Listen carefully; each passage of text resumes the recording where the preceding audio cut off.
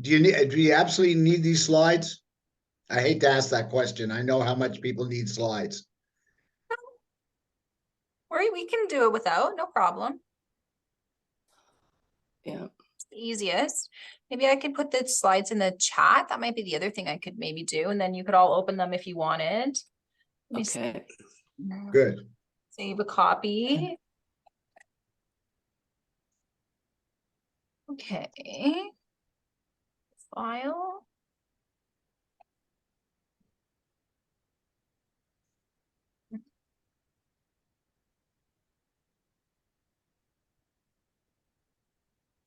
All right, well, we can always circulate them too after if you want. Is that okay, Bruce? Okay, yeah, that's great. So let me just introduce you to a bunch of people who know who you are, but I'll do it. But I'll do it anyway. Before you start, Bruce, can everybody mute themselves except for the three speakers? Okay, I guess I'm one of those. All right. We spend most of our meetings, by the way, telling people to unmute. So this is a new thing for us to tell people to mute. So just for everybody's information, I'll tell you a little bit about Gillian. Gillian has an HBA from Ivy, which she got in 2009. She is a CPA and a CA, so designated by the Chartered Professional Accountants of Canada. She was an instructor at Ivy from 2011 to 2014 and a manager at Ernst & Young from 2009 to 2015 when she joined us at the University of Windsor. She had, can I say, a meteoric rise at the University of Windsor? For those of us who were stuck at a low level for most of our lives. She was the controller and executive director of financial accounting, and then the associate vice president of finance. And since February 2022, she's been the vice president of finance and operations. In the charitable world, she's done charitable work on behalf of the YMCA of Southwestern Ontario. She was a member, and this is dear to my heart, a member of the Finance and Audit Committee of the town of Amherstburg from 2019 to 2023. And she is currently the treasurer of the board of directors of Community Living Essex County. Very important public organization. She seems to be at the center of lots going on at the university these days. And although she's not here to talk about the UPP, someone might sneak a question in about that towards the end. She's joined by Kim Laslin, who is the internal auditor. Now, you know, forgive me here. I was dean for 11 years. I never knew we had an internal auditor, but apparently this office has been in existence since 2003. And when you click on the staff of this office, you get Kim. That's it. She is the entire office and all the staff. And so we want to welcome both Gillian and Kim. Gillian's going to speak for about 15 minutes. Then I'm going to ask some questions based upon my look at the AG's report, and then we'll open it up to others and hopefully have Gillian back at her duties by shortly after 2. So take it away. Sounds great. Thank you very much, Bruce. And nice to see everybody. Nice to see many of you again. We miss lots of your faces around here. And for those of you that I don't know, nice to meet you. So as Bruce mentioned, Kim and I were asked to come and share a little bit of information with you about the Auditor General of Ontario audit of the University of Windsor, along with 3 of our peers last year. So we got a call, I think in May of 2022 from the Auditor General herself. So at that time it was Bonnie Lysyk. She called the president and let him know that she was interested in taking a look at what's been going on around the university. She described it as pretty high level, but it was definitely not high level. It was a pretty intensive approach. They started their audit within 4 weeks of notification. They had a team of 8 auditors on site for well over a week, and we received follow-up questions until about November of 2022. So right up to the wire. Along with us, the Auditor General also audited Nipissing, Ontario Tech, and Algoma as part of the same audit. The four of us were selected at the same time. The Auditor General of Ontario, while it's no longer Bonnie Lysyk, is still looking at universities, and they're just finishing up at York University right now. So actually, it might even be this week that we will see the York University report released. So I'm looking forward to reading that one. So it was a pretty intensive process. It resulted in some findings that we think are very good that we've been working through. It also resulted in some findings that are pretty challenging for us. And we're going to have to really weigh the pros and cons of whether or not we want to move ahead with what the Auditor General has recommended. But we have some time to do so. So the report came out at the end of November 2022. The Auditor General team gives us 2 years to get all of the things that they asked us to do done. And they check in with us pretty regularly through many different committees of the Government of Ontario. So it feels like we fill out a different kind of report once every 2 or 3 months. And they say that they will be back at the end of 2024 to look more closely at how our progress has been. We have a number of people working on these findings, and I'll share a little bit about what the findings were and what we think of them in a couple of minutes, but we have a number of people working on the findings. And then we also formed a committee with WUFA. It's a subcommittee of the JCC. I don't know what JCC stands for. Some of you might know, but I don't.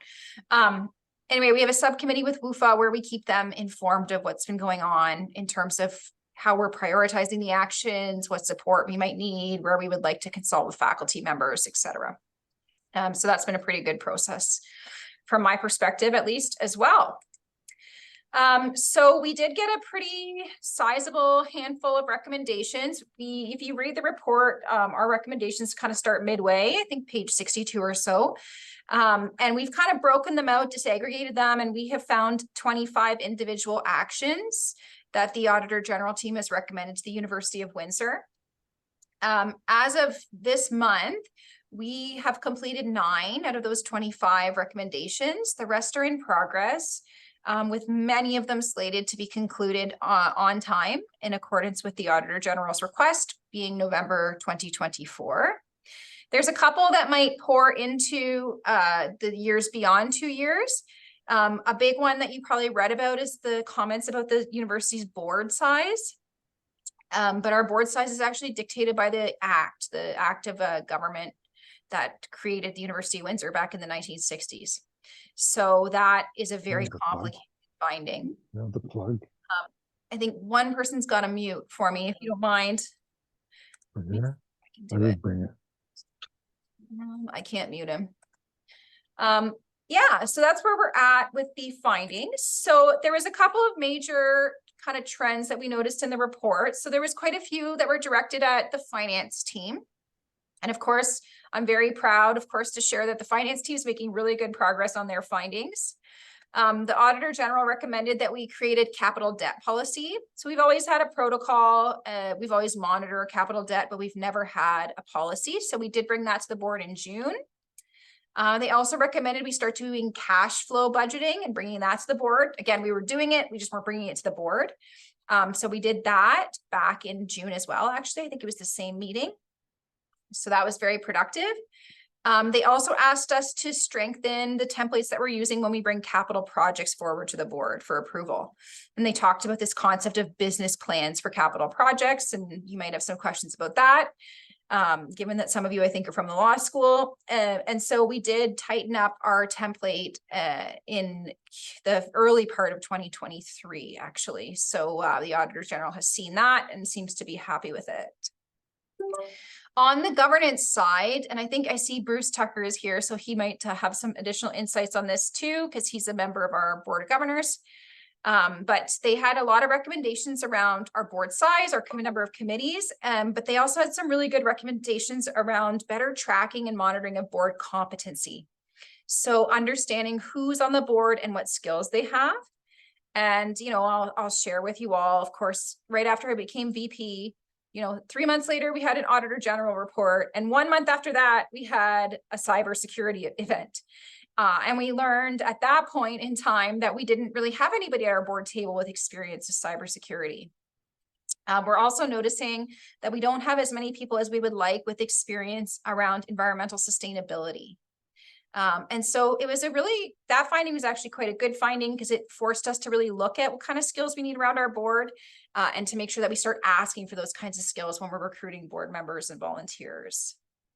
They also encouraged us to train our board a little bit more on financial literacy and how to read and understand university financial statements.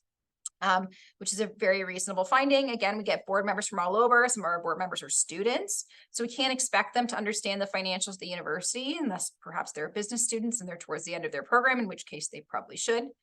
And so we started running financial training in the spring for our board and committee members. And I think it was really successful. We're going to do another iteration of that again this winter and spring. And we do it kind of case study method style, and it's been we've gotten pretty good feedback on that from our board members. Another big trend was around partnerships. So the Auditor General, when she was here, she looked specifically at a sample of research contracts that we had with organizations in China and in Russia, and identified one partnership that really had never been activated, but that existed between us, the University of Windsor, and a Russian university. And she recommended that we start to implement a little bit better screening methods for choosing partners, and that we have monitoring methods so that when things do change in the environment, we cancel contracts as required, cancel partnerships as required. And our new VP Research and Innovation, Shanthi Johnson's been leading the charge on that and doing a really good job. The ELT also met with CSIS actually recently as well around research security and partnerships. That's been quite fascinating to learn more about. The other two big themes are probably more near and dear to those of you who are faculty members. One is around profitability of academic programs.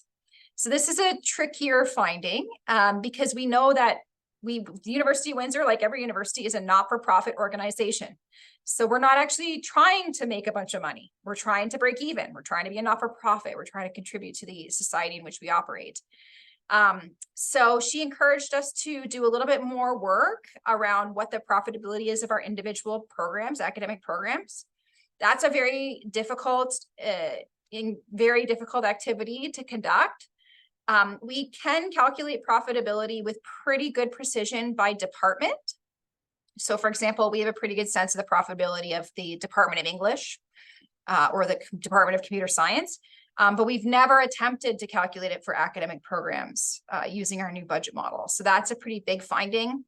And of course, a stressful one, I think, for the university community, as everyone wonders what we're going to do with that information, if anything.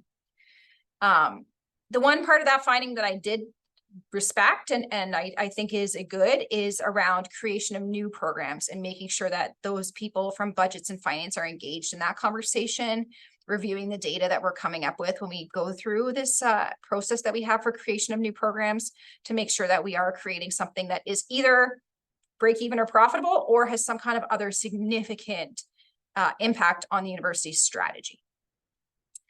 And finally, the other big category, which the media was the most interested in, is international students. So as everybody knows, especially if you retired in the last couple of years, we have a lot of international students, certainly more than we had 5 years ago. It's really changed the way the university functions, of course.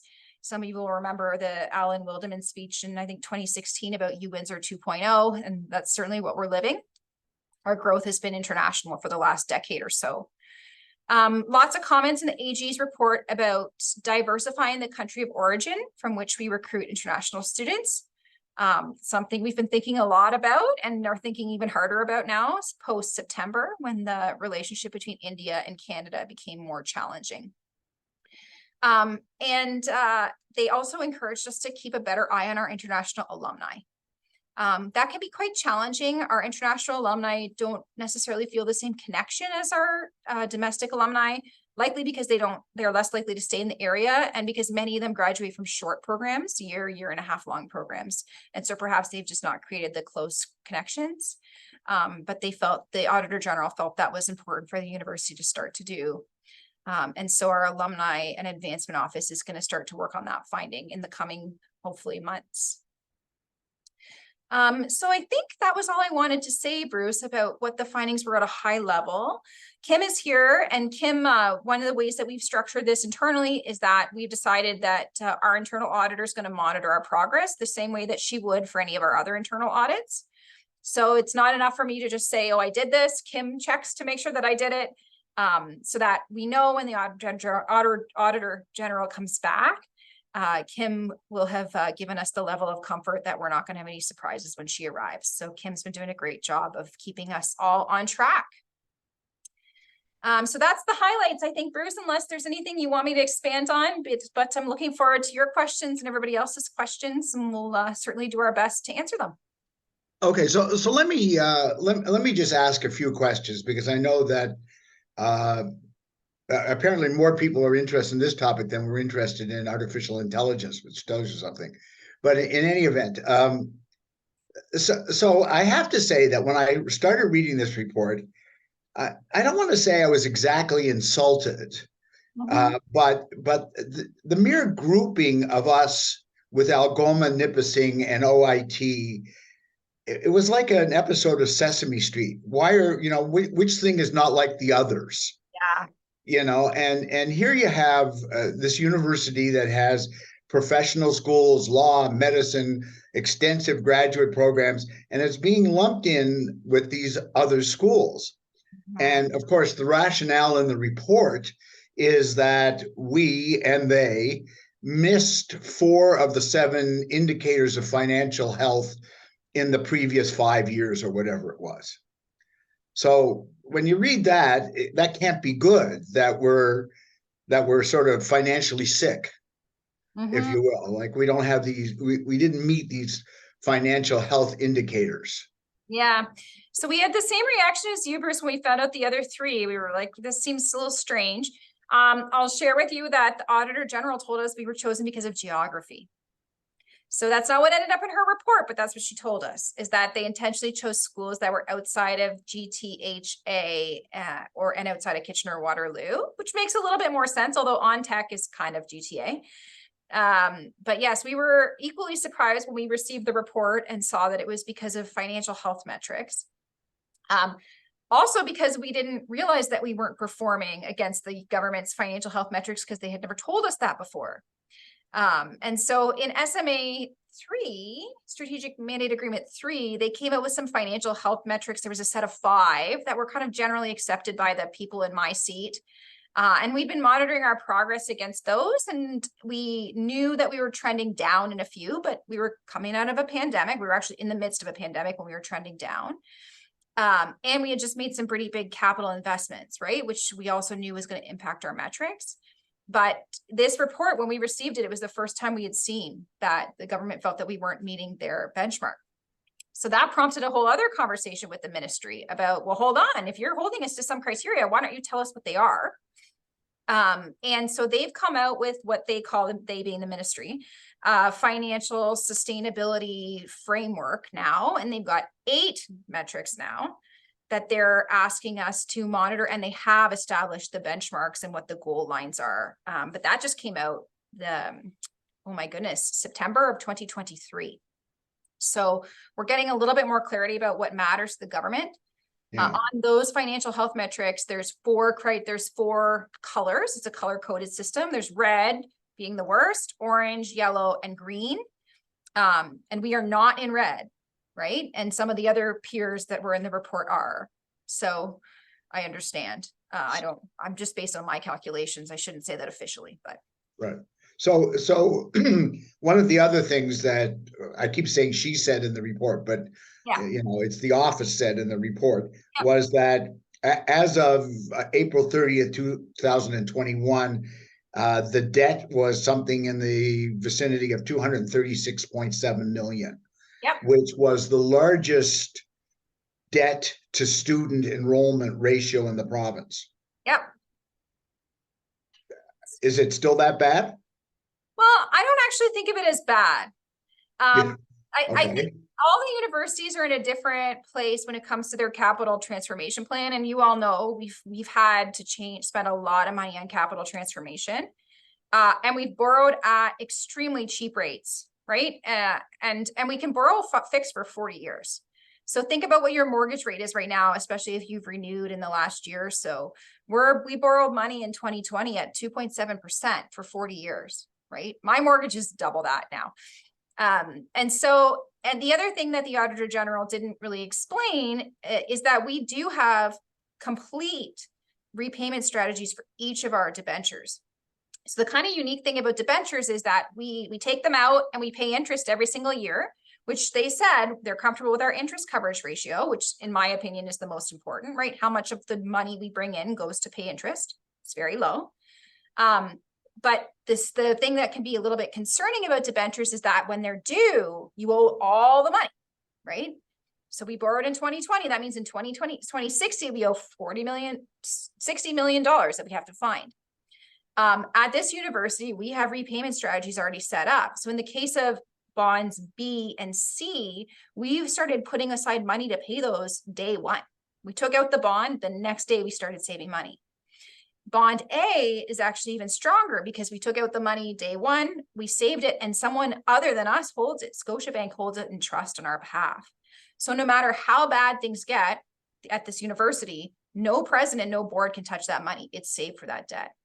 So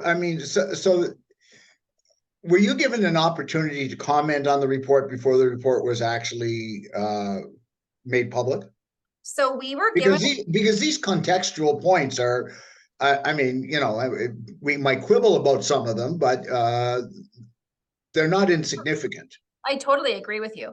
So the university was given a redacted copy of the report. So we never got to read the front part of the report. We never got to read any of the other universities' elements of the report. We were only able to read our section, and even within our section was pretty heavily redacted. And we were given that maybe a week or two before it was issued.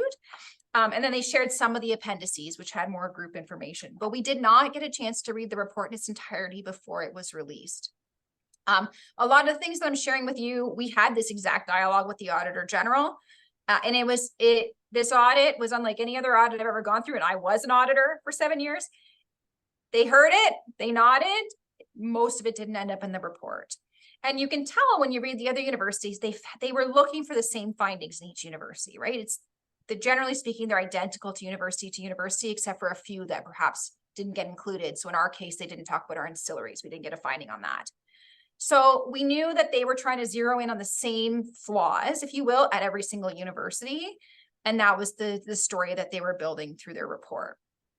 Okay, let me just ask you a couple more questions before I throw it open. The board. So the board's too big. It's got too many internal people on it. Yep. There's a piece of legislation called the University of Windsor Act. That's right. What's the strategy here? Well, that's a question for the president, and I don't know that he's totally decided on that. But I'll tell you what my advice to him has been, and we can see how it evolves over the next couple of years. So the size of the board is challenging to change, right? Given that it's in the act and it's highly political, right? Our founding colleges are all assigned seats. Our alumni association is assigned a seat. Our student unions are assigned a seat. All of those things that are important and are a piece of who we are. Our board does all of their business effectively themselves. So a big concern about two big boards is that the executive committee of the board is doing all the work.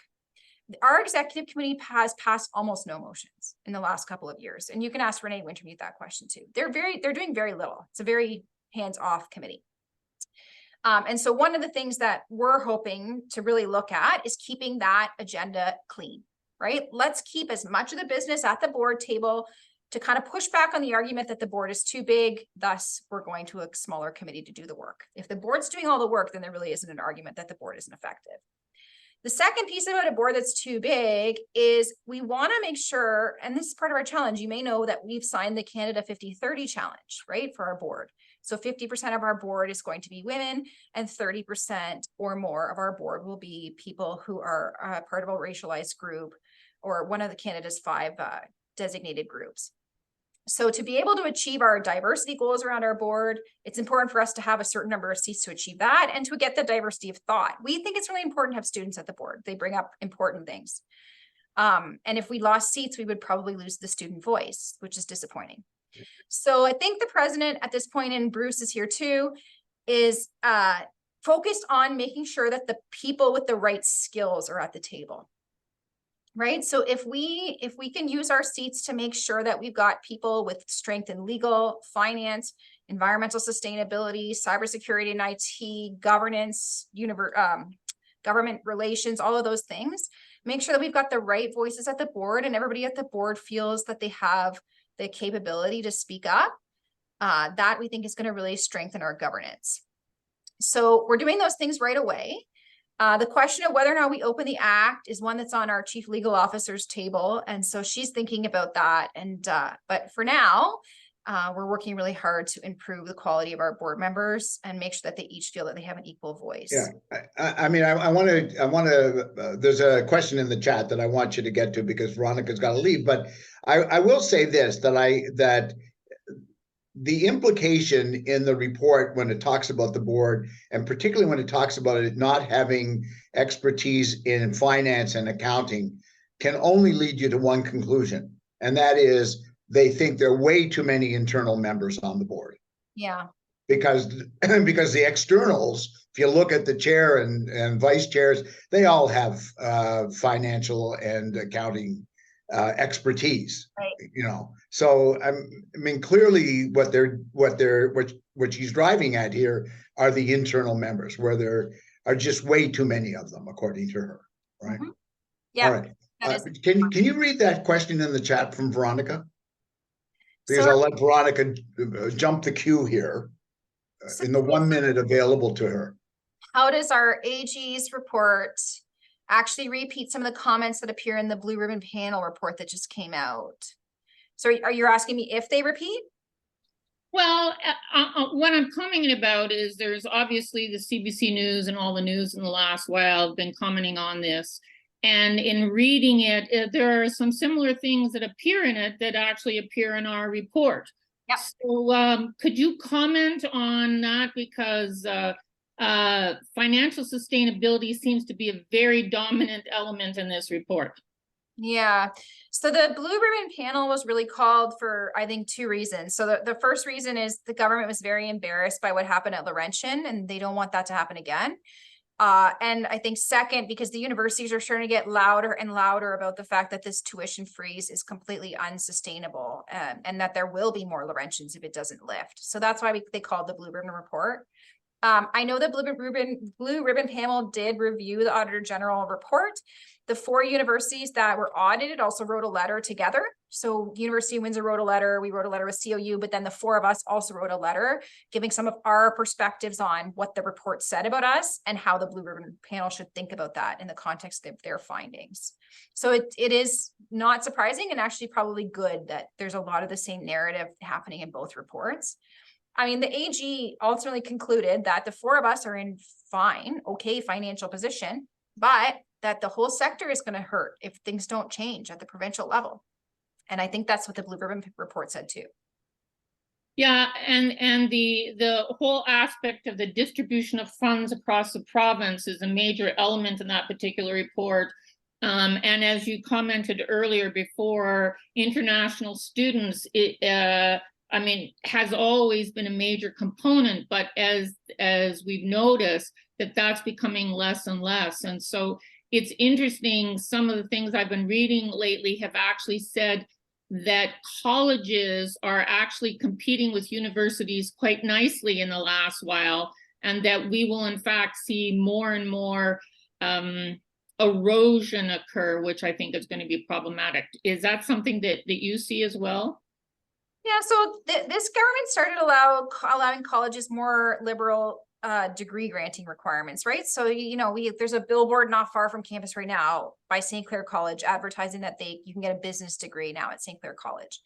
We are not hearing much from our students that we're recruiting about the fact that they're choosing St. Clair College instead of us, or that it's us versus St. Clair College. That's still not the narrative that we're hearing from our undergraduate students. We know that we're competing against Brock, Laurier, we're competing against those names. We're not competing really directly against St. Clair College.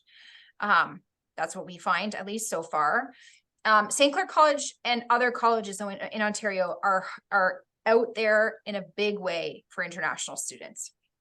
There's no doubt. While all these universities are posting deficits, the colleges are posting massive surpluses, and that's how they're doing it, right? They recruit students, the fees are smaller, and they're recruiting students as a immigration pathway to Canada. But I think that's a pretty scary strategy for lots of reasons. One of which is that this has gotten the keen eye of the government at all levels now, including the government of Canada, who is saying, hold on, like, what are we doing to, is what we're doing fair to these students, right? And is it fair to other people in these communities, particularly when we know it's a drain on housing in certain markets?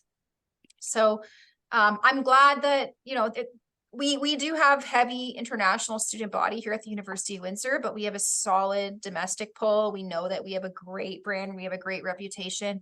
We're able to recruit domestically very effectively. It's our reliance on international students is not at the same level as the colleges in Ontario, which is concerning, in my opinion. It's still very high though, right? Yeah, it's about 30% international at the University of Windsor. Right. And the report talks not just about the geopolitical questions, particularly around India and China. And of course, we didn't even really know that India was going to be a geopolitical question at the time the report came out. But it also talks about the quality of the students, right? And it talks about how, as I recall, at least, that the recruiters are paid per student and not per quality of the student. Yeah. Right? That there's no real built-in incentive, right, to get the better students. Yeah. So are you addressing that? Yeah. So again, there's some things that we're missing from the report that I think are important to know. So we don't pay our agents until the student makes it past their first term. So if they recruit a student that really can't handle the program, the student usually doesn't make it past the first term, which means the recruiters don't get paid. So there is some incentive there for them to bring us talented and strong students. The recruiters also want our business, right? They want to continue to work with the University of Windsor, and we've stopped working with agents in the past when they've submitted students that weren't of appropriate quality. We also review English language proficiency is a big part, right, of quality, right? We want students that we know have the capability in English to succeed in their programming. We just did a review this year of all of our English language proficiency requirements against our competitors across Ontario. We're competitive, or we have higher English language requirements here at the University of Windsor than at others. So that was comforting to see too. The other data we've been reviewing lately is success rate of international students. MEng was the one that we were looking at this year, and the success rate of those students is extremely high. The graduation rates are high, the job rates are high. Our undergraduate students, undergraduate visa students, traditionally have struggled with retention. We think that more has to do with the maturity of those students, right? They're coming to us younger, right? They're usually only 17, 18 versus a graduate level student who is a little bit more mature. It's a big change, right? To fly across the world without your family and be here as an 18-year-old. So we think there's work to be done more on the student experience side for the undergrads to improve that retention rate. But we don't have any evidence that we can find that we're recruiting students that are not of high quality. All right. Okay. All right. Well, that was in the report, but all right. So there, at least one person has their hand up, so I'll hold off on my other 32 questions. Bruce, do you want to jump in there? Yes, can you hear me? I can hear you, but I can't see you. Yeah, I can't find the button to click to show my face, so. And you're on the Board of Governors. All right, go ahead. Well, they didn't accept me for my technological expertise. Apparently not. Just kidding. Go ahead. Just to go back to some issues around the size of the board and to maybe reiterate some things that Gillian has already referred to. We started before the audit was underway, at least I think maybe 2.5 years ago. We started an interview process for recommendations to the board, and our policy now is that we review the skill set matrix and determine what are the areas that we need more representation in. We advertise for those and not in a general way. And then we interview always 3 candidates or nominations / applicants for one position on the board. So we have really tightened that up. And I've noticed, and I think Gillian will have too, because she's been put on the spot many times. We first recruited a number of people with financial backgrounds. And I've noticed at the audit committee, where I've been, I don't know, like a 15-year veteran or something, that audit and resource allocation committee, the questions are getting more detailed, more penetrating, and really it's a different level of discussion. So I think in some ways we, maybe we didn't anticipate what the audit was looking for, but in trying to tighten up our process and make sure that we have the expertise we need, we had already undertaken some measures to that end. And it shows up in the kinds of questions that board members ask. I just want to make my own personal comment on the size of the board. Because I had some experience with another institution trying to get an act changed to enable some other activities. And it's not easy, but I don't actually think there's a good reason. Our board committees do hard work. I'm a member of 3 of them, chair of 1, and I think that the real work takes place in the committees the way it should. And so the board is not kind of rubber stamping something that, an administrator recommended. There's a pretty thorough discussion at the committees.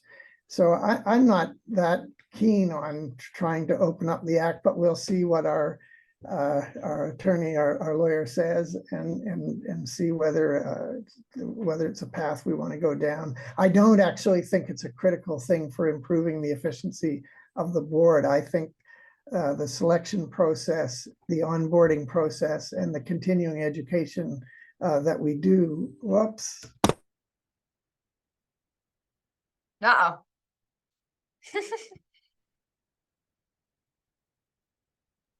There was another question. Veronica had another question. She had to go, but let me just. But her question actually ties a bunch of things together, and that is she's talking about the movement away from arts, humanities, social sciences to STEM subjects, and whether or not that will affect international enrollments or international recruitment. But this also goes back to the question of the profitability of academic programs. Now, I've often said that I never ever expected that arts and science the basic undergraduate programs would ever actually be profitable, and that I always felt when I was the dean of the law school that I had to subsidize these programs in order to ensure that there were really strong applicants coming to the law school. So I mean, I don't even understand where that actually emanates from. The idea that you could have a profitable, fine art program. It just doesn't. For those of us who spent better than 60 years of our lives in universities, it just doesn't ring as even credible. Agreed. Yeah. Yeah, and I think that there's lots of programs and probably a couple of faculties here at this university that should not have a profitable goal. That's not how they operate, right? And so I think the challenge for us is sorry, go ahead, Bruce. No, but the report clearly talks about analyzing profitability and then either reducing or restructuring those programs, which of course is why this is a hell of a problem politically. Right, because what's the number one expense to an academic program? People. Exactly. Right. We're tenured. Right. So even if we have a financial, and I'm not saying that we do, but even if we had a profitability metric that said our School of Music or our music program is losing $1 million a year, if I have a bunch of faculty members in there that are tenured, it's nice to know, but there's nothing I can do about it, right? So that's the challenge. Right, it's interesting to have the information, but if it's not useful, then what's the point in putting in a bunch of work to do it? where we see universities making decisions, right? Like you probably saw Guelph canceled a bunch of physics programs, right? So they're doing this analysis, they're looking at it, and I think they're making decisions as opportunities come up, as in once there's vacancies in faculty roles, right? But and so that's important, right? You know, and we don't want to intentionally do things that we think are going to lose massive amounts of money. But we also recognize, like, would we be a university without a department of philosophy? Probably not, right? We need the arts, right? That's what makes us different than a college. And so, but there's got to be that balance, right? And you've mentioned the law school, right? And so the law school is a good example of the law school used to be a cash cow for us, if you will. And the law school is now on the opposite side of the budget model, where engineering and other faculties are supporting the law school, because the law school is an expensive cost base, right? Right. Well, we'll talk about the capital cost of the law school later. My former dear colleague, Maureen Irish, has a question. Maureen, you there? I am, and let me just see if I can get, there's the video. Okay, with not a whole lot of light. Sorry about that. I have two questions. One on the long-term debt, and I wanted to know about the sinking funds. Maybe this is bonds A and B, and what the procedures are for ring fencing those. I guess we're not going to go to Scotia Trust and try to write checks on their accounts, but how are we protecting those funds and from the temptation to dip, unfortunate. And the other one, generally for fundraising for the university, what do we see as growth areas for fundraising for the university? Yeah, good questions. So on the sinking funds for the bonds, so we have one externally restricted sinking fund. That's the one that's held with Scotia. And then we have 3 internally restricted sinking funds. And there's one for each bond. So internally restricted doesn't mean that I get to decide how the money gets used. It means the board decides. So there's a board motion that was passed for each of those 3 to specifically restrict them for the repayment of debt. So for someone like me, the president, someone like that, to make the decision to use that money for other purposes, they would have to go back to the board to get a motion passed to release that money for use for whatever other purpose we have. And of course, politically, that would be very, very, very difficult. And I would imagine the board would say no, right? Now that we know that we've got people around the table that really understand the finances of those. So those are the protections that we have in place, kind of on top of the fact that, you know, both the president and I are committed to the financial sustainability of the university. We report on the balance of these every year to our investment committee of the board. Like, we're required to do that by our debt policy. So it's quite a transparent process. It would be career ending for us to spend that money, certainly. So that's the one question you asked. And then the second question, Maureen, just remind me what your second question was, if you don't mind. Fundraising. Oh, fundraising. Yeah. So, I mean, I think that that's a huge area of opportunity for the University of Windsor. I think our numbers are not good at all when it comes to fundraising, right? And I think one area that is of obvious interest to us right now is estate giving, right? That's a huge area of opportunity. We know there's tons of research and reading out there right now about the massive wealth that the baby boomer generation is planning to pass on to millennials who are not ready for it and haven't been planning for it. And so hopefully we can start to do some better outreach for estate gifts. Estate gifts have already been a pretty big part of what we've been doing from a fundraising perspective. And that's, I think, an area. We have a new AVP external, and I think that's an area of obvious focus for her. You know, it's interesting when you talk about fundraising, and one of the things mentioned in the report, of course, is the law school and the recent redevelopment of the law school, which, by the way, is just absolutely fabulous. Yeah. Particularly, go look at room 2120, by the way. But let's leave that aside. But it's absolutely fabulous. But it cost $35 million, of which an extensive fundraising campaign raised about 27%. Yeah. Yeah. So I mean, the Auditor General may have a point that, as much as I love that school, this kind of ratio is not sustainable. that Yeah. you only raised 27% of the capital cost of the building. Yeah, and the government didn't step up. None of the government stepped up for a penny, right? For the law school, which is something that was unique about that project versus other projects we've done in the last decade. So couple things about the law school project that I think are important. One is that this was ultimately a deferred maintenance project, right? So remember that we had massive, those of you who worked in the building know, there was massive needs in that building. It was inappropriate from an accessibility perspective. It was inappropriate for many reasons, right? It was difficult to get around. There wasn't enough washrooms. The library was dingy, like all of those things that were really holding us back. And we did build a ton of goodwill through what was a very successful fundraising campaign, right? To raise 6 million for that building, other than CEI, I don't think we've ever raised 6 million for a building before. So you're right, as a percent doesn't sound great, but we do have to celebrate the fact that it was a big victory with one of our biggest categories of alums in terms of donors. The mistake that I think we made, if I can clarify what the Auditor General report, which I think is fair, is when we made that investment, we should have asked the dean to take some more students, right? Because that creates the business case. So if you're going to create a cost, right, interest expense, because you're financing something, you should have a new revenue source, right? To the extent that that's possible. And in the law school, because the tuition levels are high, it doesn't take too many more students to a large increase in enrollment to be able to support that. And so in the spring of 2023, the dean of the law school did agree to take 10 more JDs to support the renovation project. So that was good news. So we feel that we rectified that finding a little bit, but it does, Bruce, put a new lens on all the capital projects that we do, right?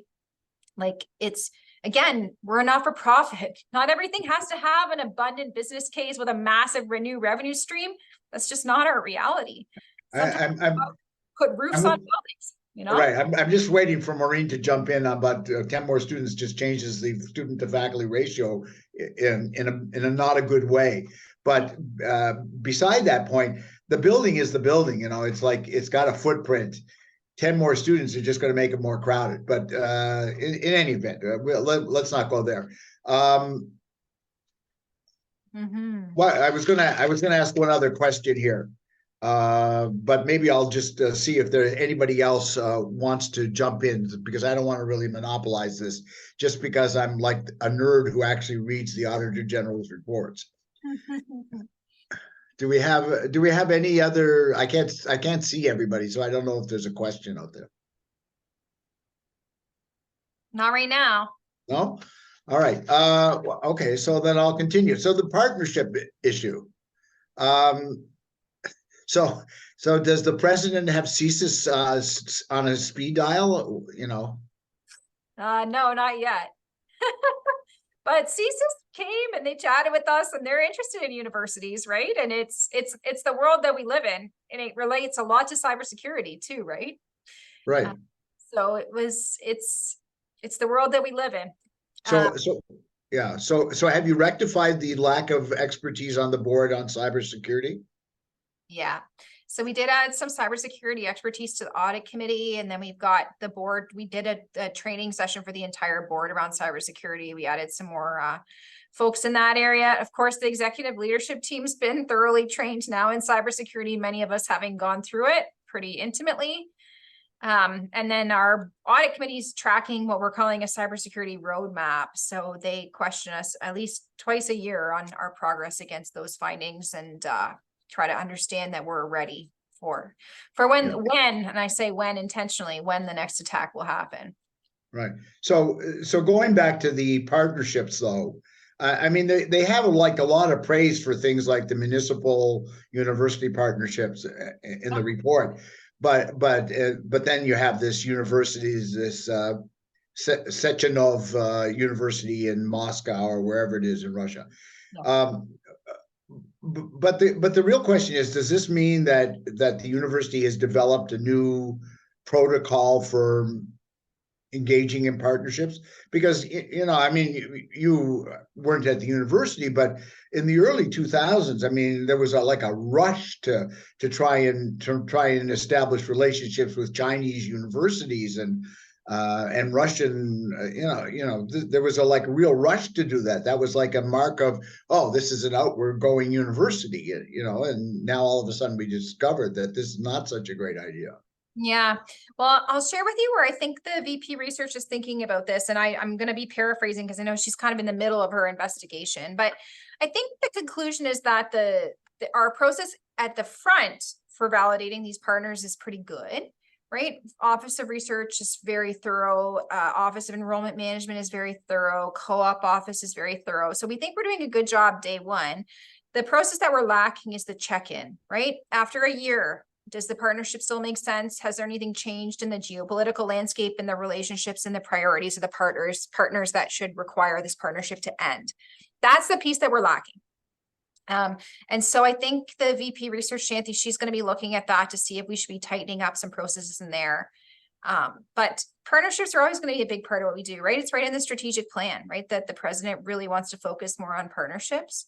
And partnerships is a big way that we've gotten things done, right? Look at the partnership with Western, right? And with the med school and how that's impacted this community. It's probably one of our most successful academic partnerships. The partnership across the border for the law school, right? For the dual JD, also extremely successful. And I think lots more of those to come, especially given that we have a provost with experience from across the river too. So just focusing on that, I understand the president was having a meeting with the president of Wayne State. Yeah. What are the chances that there's going to be some new partnerships there? I think very good. Yeah. Our provost is very, very tied to Detroit, the Detroit area, right? And excited about leading some of that. Do we know the areas in which they're looking for those partnerships? I don't know. I mean, everybody would like to see something around public health. The president's very excited about public health. He sees that as a big area of need for our community, in particular, given our partnership with the Windsor Essex County Health Unit. So that could certainly be an area. And of course, our provost has a soft spot in his heart for FAST. So I wouldn't be surprised to see some things develop on that side too. Okay, as I mentioned to the president when we met with him, there was, of course, this Institute for Intellectual Property that was established actually between us and Wayne State and Detroit Mercy, which seemed to have gone into some sort of remission is the wrong word here, but some sort of dormancy. Yeah. But well, this is the thing, right? Is if we had a check-in on all these partnerships, a regular forced check-in, we would start to figure out, oh, somehow this fell asleep and needs to be revived, right? But that's the part that we're missing. And you lose that when you lose people, right? In some cases, when one person at the institution is holding that together and they retire, we lose that, right? In some cases. I agree. Okay, I see it's 5-2. I know you probably are a busy person. The rest of us have nothing to do with our lives, by the way. This happens when you're retired. So I'll just ask one more time whether or not anybody has a follow-up question or another question. I didn't mean to dominate the questions, but Roger. Yeah, I just have a question. Pardon me? Yeah, I just have a question as well. Can you hear me? Did I unmute myself? Yeah, no, you're fine. Okay. I'm just a question about fundraising. The WURA group is a group of retirees. And I mean, it's great that we have this session today. And I think we're getting a better relationship with senior management. But I think it's really important because sometimes retirees feel that they're unwanted or not, and especially for fundraising, it's a real area that the university could make sure they look at. For sure. Because a lot of people in this group don't feel a connection. Because I've been the president of the group for 4 years, and I get that all the time. What does the university do for me? And it's hard to get people to join our group. But the thing is, people in our group have the money and they're willing to donate. And the university could be a good place because a lot of us worked many years here and have a connection. So it'd be nice to continue the connection. It's great to have this session today. And I know we're having an AGM 2 days with the president, but it's not always been the case. So I'm just passing it on. No, I appreciate that. And, Roger, I think a lot about we have the first sentence in the Aspire strategic plan is that a university is its people. And I think we think about that a lot every single day in our building. And I know the president really leads from that mentality, is that everybody, our faculty, our staff, current, past, future, and our students, that's why we do what we do, right? And we really believe that we exist to make people's lives better, and that should include our retirees. So I think The thing, to give you a point, in the strategic plan, retirees were not part of it. We were part of others, the other group. And we made the point, like there was faculty, staff, alumni, and others. And retirees were completely missed. And we brought it up. And and we should be looked at, because I think there's so much there missing if you don't have that. And other universities have realized that. Yeah. I'm just bringing it forward to you. Well, that's a really interesting point. And it's an interesting thought when you think about fundraising. I think that's really, really well said. Thank you for passing that on. There's a real opportunity. Put it that way. Anyway, leave it there. Okay, Can I make a comment? sure. John. Go ahead, John. First of all, I want to clarify for Gillian the term JCC. The Joint Consultative Committee. Consultative, thank you, yeah. And we, in WURA, we based that on, in 205, we based that on the Faculty Association JCC, which has been in existence for 40 years, probably. And that consultative committee was set up precisely in order to perform and to inform each other of some major crisis or major issues. In the case of WURA, it was to fulfill a strategic plan that Ross Paul had required or suggested. So that's clarification for that. Thank you. One other issue regarding the board and its committees. Some years ago, I believe under Wildeman, there was a restructuring of the board. I don't know to what extent it was restructured, but I get the sense of my minimal tenure on the committee that there's not a good flow of information from partners on the board, other committees. For instance, the investment committee, if that's the proper term used, the investment committee is vital to inform and react with the pension committee. And sometimes they operate, it seems, in isolation, or there might be an intersection joint meeting prior to individual meetings. So I think that's something that should be considered, because the pension operation certainly involves the investment portfolio. In fact, that's 90% of its constituency.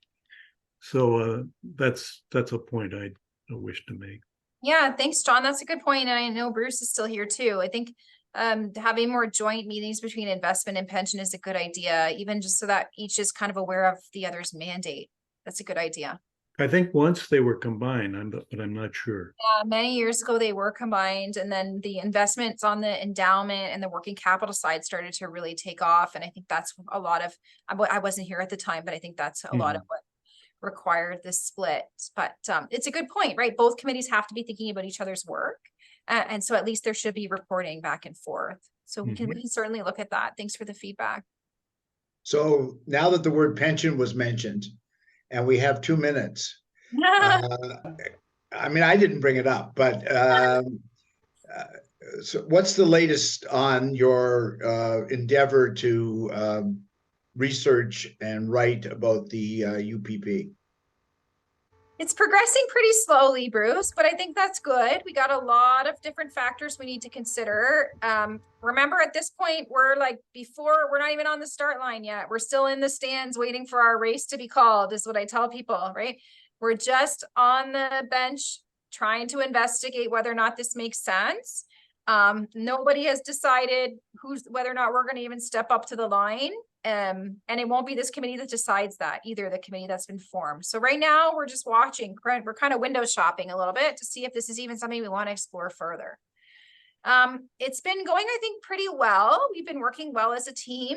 It's slow work, right? Given that we wanted to do it ourselves rather than bring in a third party to kind of tell us. So it's taking a little bit more time in that way.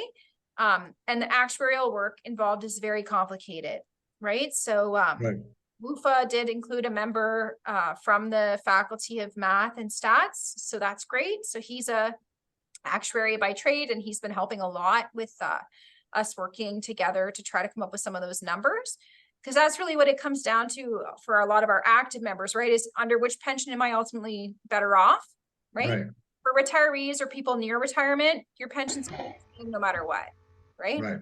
So yeah, but we, obviously we still have a serious interest in it, and we're very grateful. We're grateful that we now have two people on the committee so that they can keep us informed as to what's happening, because our members ultimately will have to be informed. That's right. In order for anything to happen, well, for any joining to happen here. So that's right. Yep. Yeah. And once we get to the point where there's a white paper, I'm happy to come back and speak to your group again and share with you. And then we will, if we decide to step up to the starting line, then we'll have a big conversation, including all stakeholders, about committee structure, governance, decision-making, all of that.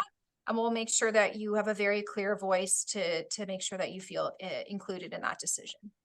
Excellent. Listen, I want to thank you, and I want to thank Kim for taking the time out of your day to come and talk to us old folks. I enjoyed it very much. Thank you for your questions. And really appreciate it. Yeah, it's always a pleasure. And I hope we'll have you back again. Sure, happy to do that. And I'll see you maybe not on the UPP, but on something else. Who knows? Fine, we got lots going on.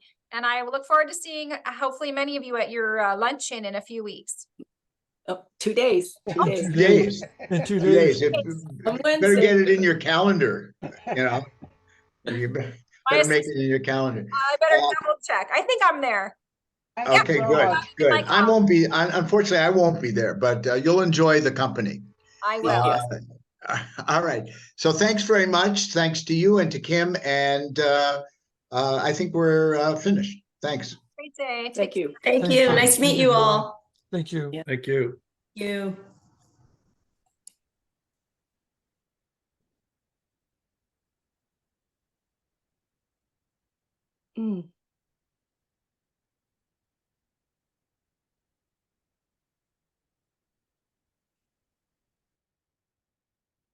Oh gosh, where is it in meeting? Wait.